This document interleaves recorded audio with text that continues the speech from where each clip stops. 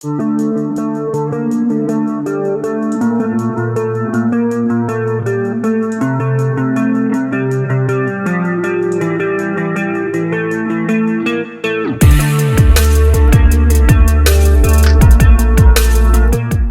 rumah di Desa Yentena, Kecamatan Kewapante, Kabupaten Sika, rusak diterjang angin kencang pada Senin 9 Maret 2026 sekitar pukul 18 WITA.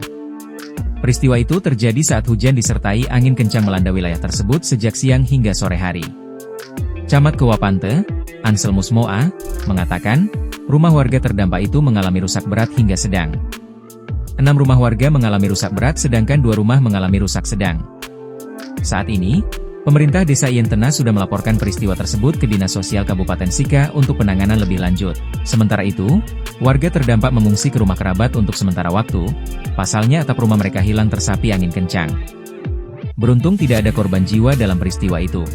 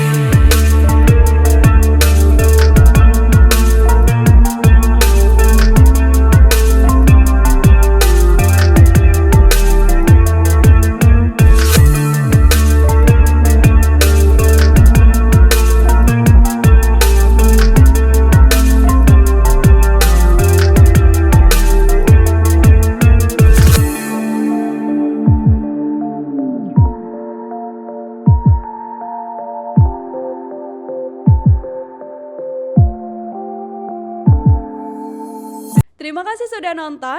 Jangan lupa like, subscribe, dan share ya.